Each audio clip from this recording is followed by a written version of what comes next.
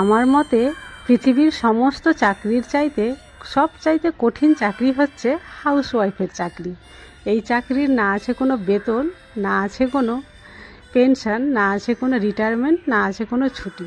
শুধু সারাটা জীবন একেবারে ডিউটি করা। সেই জীবনের প্রথম থেকে শেষ পর্যন্ত প্রতিটা মুহূর্ত ফ্যামিলির জন্য নিজেকে উৎসর্গ করে দেওয়া। তবুও যে কেন কিছু কিছু লোক এই হাউসওয়াইফকে খুব ছোট চোখে দেখে। তো আমি বলি, একদিন হলেও কমপক্ষে তোমরা এই হাউসওয়াইফের ডিউটিটা নিভিয়ে দেখো, কত কষ্টকর। যাকগে, আমি মনে হয় বেশি ইমোশনাল হয়ে গেছিলাম। তো চলো, আমি এখন বিন্দাস রয়েছি, কোনো অসুবিধা নেই। সবাইকে শুভ সকাল। সকাল সকাল মুখ দিয়েই ঢুকে পড়েছি এই রান্নাঘরে। আর ছেলে স্কুল যাবে, রাত্রে বলে ঘুমিয়েছিল যে সকালে আমি বেগুন ভাজা আর লুচি খেয়ে যাব আর নিয়ে যাব মা। তাই আমি বেগুনগুলো কেটে এইভাবে ভাজা করে নিচ্ছি।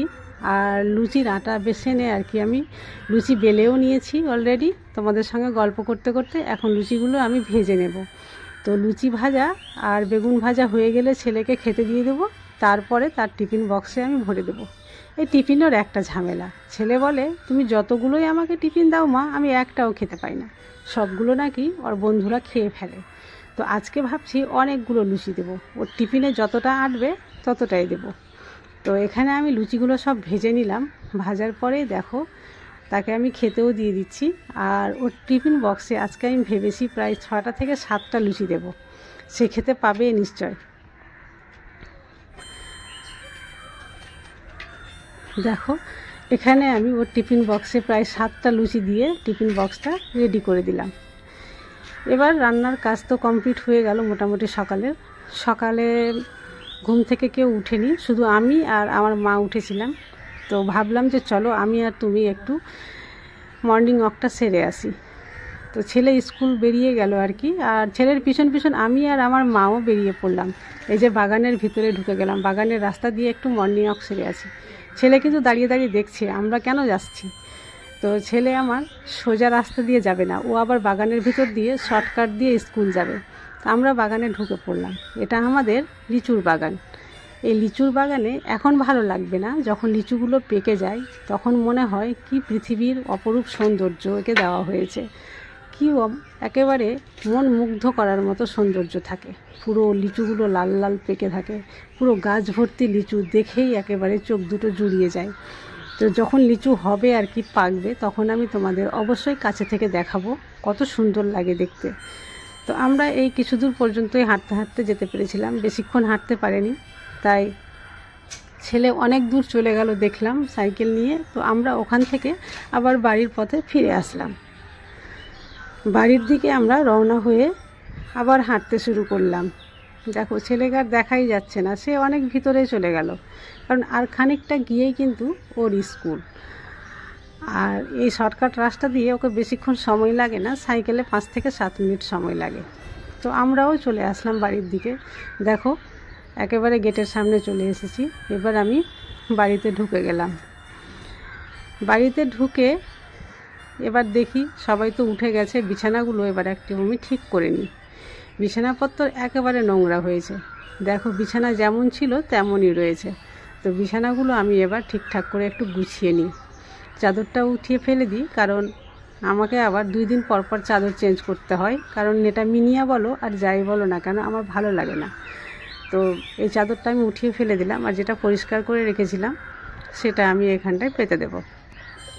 চাদর পাতা হয়ে গেলেই প্রতিটা ঘর এইভাবে আমি পরিষ্কার করে নেব। কিন্তু সবটা ঘর তো আর দেখানো সম্ভব নয়, কারণ ভিডিওটা অনেক বড় হয়ে যাবে।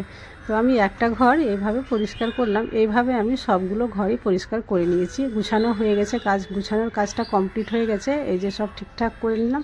এরপরে কিন্তু আমাকে এখন দুপুরে রান্নাও তো করতে হবে, কারণ দুপুরের রান্নাটাও করাটা অনেক বড় কাজ। কারণ এখন তো সকালের খাবার তো সব খেয়ে নিলাম, এখন দুপুরে রান্নার জন্য রেডি করতে হবে। তো দুপুরের রান্নার জন্য নিয়ে চলে এসেছে এঁচোড়। এঁচোড়টা এই সিজনের নয়, অফ সিজনের এঁচোড়। আর নিয়ে এসেছে খানিকটা চিংড়ি। তো আজকে হবে দুপুরবেলা এঁচোড় চিংড়ি। তো এই ভিডিওটা আমি সম্পূর্ণই এই ব্লগে শেয়ার করব আর কি। তো তোমরা দেখতে থাকো, ভালো লাগবে। এঁচোড় থেকে একটা কথা মনে আসলো, তোমাদের সঙ্গে শেয়ার না করলেই নয়। আগে যখন আমি বিয়ে হয়ে এই বাড়িতে আসি তখন আমাদের বাগানে সব কিছুরই গাছ ছিল, তার মধ্যে কাঁঠালের গাছটা অনেক ছিল, প্রায় 10 থেকে 12টা কাঁঠালের গাছ ছিল। আর অতটা কাঁঠালের গাছে কতটা কাঁঠাল হবে ভাবতে পারছো? তো এতগুলো কাঁঠাল আমরা সেই যখন থেকে কাঁঠাল হতো তখন থেকে শুরু করতাম খেতে আর কি, কাঁচা থেকে। তো বিভিন্ন ধরনের পদ তৈরি করতাম আর বিভিন্নভাবে আমরা খেতাম। তো যখন পাকতো তখনও খেতাম, তো সবগুলো খেয়ে শেষ করতে পারতাম না, কিছুটা বিক্রিও করতে হতো লাস্টের দিকে। আর এখন কি হয়েছে, আমাদের বাজার থেকে কিনে নিয়ে আসতে হচ্ছে, কারণ সেই গাছগুলোর বয়স হয়ে গিয়েছিল, তাই গাছগুলো সব কেটে দিয়েছে। এখন নতুন করে আবার গাছ লাগানো হয়েছে, কিন্তু এখন পর্যন্ত গাছে ফল আসেনি। ভাবছি সামনে বছর হয়তো ফল আসবে। ওরে বাবা, চিংড়ির হাত পা দেখে তো ভয় লেগে যাচ্ছে। সে বড় বড় চিংড়ি, রাক্ষসের মতো হাত পা। দেখো, চিংড়িগুলো যদি ছোট হতো মনে হয় তো বেশি ভালো হতো। এই বড় বড় চিংড়ি দিয়ে চিংড়ি এঁচোড় কেমন লাগবে, চলো রান্না করেই দেখি। খারাপ হয়তো লাগবে না। আর এখন কাঁঠালের সিজনও না, যেটা নিয়ে এসছে অফ সিজন, তো কেমন লাগবে বুঝতে পারছি না। তো চলো, চিংড়িগুলো আমি খুব ভালো করে বেছে নিলাম। আর একটা কথা, চিংড়ি বাছার সময় উপরের খোলসটা উঠিয়ে দিয়ে পিঠটা একটু ফাঁক করে যে সুতোর মতো অংশ থাকে সেটা কিন্তু অবশ্যই বের করে ফেলবে। তো চলো, সবগুলো অ্যারেঞ্জমেন্ট তো আমি করে নিয়েছি, এবার রান্নাটা বসিয়ে ফেলি। তার জন্য একটা প্যানে আমি খানিকটা জল, লবণ আর হলুদ দিয়ে এই আলুগুলো আমি সেদ্ধ করতে দিয়ে দিলাম। যতক্ষণ না আলু সেদ্ধ হয়েছে ততক্ষণ চিংড়িগুলো এবার আমি লবণ হলুদ দিয়ে ম্যারিনেট করে রেখে দিই, কারণ লবণ হলুদটা ঢুকে গেলে টেস্টটা খুব ভালোই আসবে। আলুগুলো সেদ্ধ হয়ে গেছে, আলুগুলো এবার আমি উঠিয়ে নিচ্ছি। এখানে একটা কথা মনে রাখতে হবে, আলু কিন্তু সম্পূর্ণ সেদ্ধ করা যাবে না, 50% সেদ্ধ করলেই হবে, কারণ আলু আবার পরে ভাজতে হবে তো। আর সেই একই রকম প্রসেসে সেই আলু উঠিয়ে নেওয়ার পরে যে জলটা বেঁচেছিল সেই জলে এঁচোড়গুলো আমি দিয়ে দিলাম। এবার এঁচোড়ে যে সিদ্ধ করব সেটাও কিন্তু 50% সিদ্ধ করতে হবে। সম্পূর্ণ সেদ্ধ করলে একেবারে হালুয়া হয়ে যাবে, এঁচোড় চিংড়ি তো হবে না, একেবারে হালুয়া চিংড়ি হয়ে যাবে। তো দেখো, এটাও সেদ্ধ হয়ে গেছে, এটাও আমি উঠিয়ে নিলাম। এবার প্যানটা খুব ভালো করে ধুয়ে পরিষ্কার করে নিয়েছি, আর এটাতে দিয়ে দিচ্ছি সর্ষের তেল। তারপরে যে সেদ্ধ করে রাখা আলু ছিল না, সে আলুগুলো এবার আমি ভেজে নেব। একটু লাল লাল করে ভেজে উঠিয়ে নিতে হবে। আলুগুলো ভাজা হয়ে গেলেই এই তেলেই কিন্তু আমি কাঁঠালগুলো ভেজে নেব, মানে এঁচোড়টা আর কি ভেজে নেব। এই এঁচোড় চিংড়ি এতটাই টেস্টি হয় খেতে, আমাদের বাড়িতে সবাই পছন্দ করে। আর এটা যখন রান্না হয় তো অন্য কোনো কিছু আর কেউ খেতেই চায় না, শুকনো শুকনো গায়ে গায়ে মাখা মাখা এই তরকারি দিয়ে গরম ভাত খুবই ভালো লাগে খেতে। এই যে দেখো, এঁচোড়টাও খুব সুন্দর করে ভাজা হয়ে গেছে। এবার আছে শুধু চিংড়ি মাছ ভাজার পালা। তো কড়াইয়ে একটু তেল কম হয়ে গেছিলো, তাই সামান্য পরিমাণ আর একটু তেল দিয়ে আমি চিংড়িগুলো ভেজে নিচ্ছি। চিংড়িগুলো বেশি লালচে করে ভাজা যাবে না, কারণ একেবারে শক্ত হয়ে যাবে। তো একটু সফট থাকলে বেশি ভালো লাগবে খেতে, তাই হালকা উল্টে পাল্টে একটু আমি ভেজে নিলাম। বেশি কিন্তু কোনো মতেই ভাজা যাবে না, আমি আবারও বলছি। এটা ভেজে উঠিয়ে নিলাম। এবার এই তেলে আমি দিয়ে দেব ফোড়ন, তেজপাতা আর গরম মশলা। আর এইভাবে ফোড়ন দেওয়ার পরে একটু ভেজে নিয়েই দিয়ে দেব খানিকটা চেরা কাঁচা লঙ্কা আর পেঁয়াজ কুচি। পেঁয়াজ কুচিটা একটু বেশি করে দিতে হবে, কারণ গ্রেভিটা একটু গাঢ় করতে হবে। তো এইভাবে ভাজতে শুরু করলাম। এভাবে হালকা করে যখন লাল করে ভাজা হয়ে যাবে, তো এখানে দিয়ে দিলাম একটা মশলার পেস্ট। আর হ্যাঁ, এই মশলায় আমি কি দিয়েছিলাম সেটাও বলে দিচ্ছি। আদা, রসুন, শুকনো লঙ্কা, কাঁচা জিরে আর একটা দিয়েছিলাম টমেটো। আর এইভাবে ভালোভাবে ভেজে নিচ্ছি। যতক্ষণ না পর্যন্ত এর গা থেকে তেল ছুটেছে ততক্ষণ আমি এটাকে ভাজতেই থাকবো। আমার শাশুড়ি মার হাতের এঁচোড় চিংড়ি নাকি খুবই সুন্দর হতো। তো আমি তো কোনো দিন খেতে পাইনি, আমার সেই সৌভাগ্য হয়নি, কারণ আমার বিয়ের আগেই উনি মারা গেছেন। তো আমার ননদদের মুখে শুনেছি, আমার হাজব্যান্ডের মুখে শুনেছি যে মায়ের হাতের এঁচোড় চিংড়ি খুবই ভালো ছিল। তো আমি এখন যখন রান্না করি তো আমি চেষ্টা করি যে আমার শাশুড়ির মায়ের হাতের মতো যাতে রান্না হয়। তো আমি তো কোনো দিন খেয়ে দেখিনি, তো আমার হাতের যখন সবাই খায় তখন বলে যে কিছু কিছু তোমার শাশুড়ির মায়ের মতোই টেস্ট আছে তোমার এই এঁচোড় চিংড়িতে। আসলে কি, আমরা একই রকম মশলা দিয়ে সবাই রান্না করি, কিন্তু সবার হাতের স্বাদ তো একই রকম হয় না, একটু না একটু আলাদা হবেই। সবার হাতের স্বাদ কিন্তু একেবারে আলাদাই হয়।